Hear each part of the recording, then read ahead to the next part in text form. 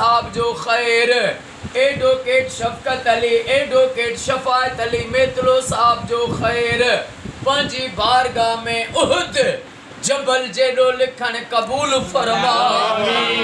ओ मौला शेर अली मेतलो साईं के साईं जे बचड़न के सेहत वडी खिजरी हयाती अता फरमा। ओ मौला शेर अली साईं जा पुट सभई वडा ऑफिसर थियन, वडा भाला ऑफिसर थियन। अम्मा बतूल जो वास्तो थी अजिया दुआ असांजी कबूल फरमा। ओ मौला साईं बिलाल साईं के पढ़ाई में कामयाबी दे, ऑफिसरी अता फरमा। एडवोकेट शफायत अली साईं के वडो ऑफिसर बना।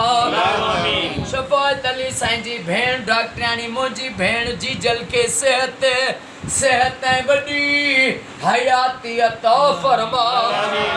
सभनी घर वारन के हर बीमारी ऐं मुश्किलात खां इमाम सजाद जो वास्तो थी पनाह अता फरमा। ओ मौला शफकत अली साईं जे, शफायत अली साईं जे, शेर अली साहब जे जेके भी दिलनि में जोज़ तमन्नाऊं आहिनि उहे सभु पूरियूं फरमा।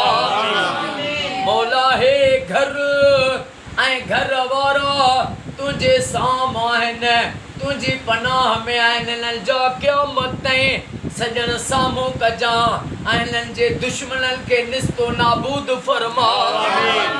असांजे जमात जे निगरान साईं अरबाब अली मेतलो साहब के सेहत वडी खिजरी हयाती अता फरमा। गुलजार अली फुलपोटो साईं जा, एहसान अली मेमन साईं जा बेड़ा पार फरमा। अज जंहिं एडवोकेट शफायत अली साहब के दुआ जे लाइ चयो, जंहिंजे लाइ बि साईं जन दुआ जे लाइ सोचनि था उन्हनि जा बेड़ा पार फरमा। महबूब जी सारी उम्मत के फिरके वारियत खां बचा। साईं हबीबुल्लाह फुलपोटो साईं जा केस लूण पानी थी वञनि, हबीबुल्लाह साईं जी मदद फरमा। ओ मौला सॼे पाकिस्तान में, सऊदीअ में, ईरान में, इराक में, शाम में हर मोमिन जे घर घर में लख सलवातूं थियनि। या दुआ कबूल फरमा। महबूब जी सारी उम्मत के फिरके वारियत खां बचा।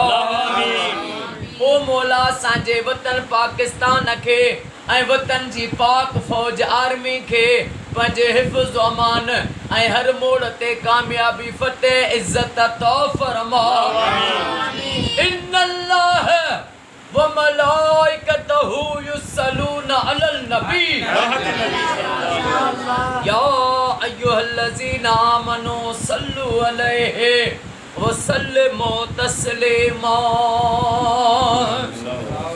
अल्लाहुम्मा सल्लि अला सय्यदना व मौलाना मुहम्मदिन निल्लज़ी अवल नूरहू व आखिर ज़हूरहू व रहमतल लिल आलमीन वजूदहू ला इलाहा इल्लल्लाह मुहम्मदुर रसूलुल्लाह। नारे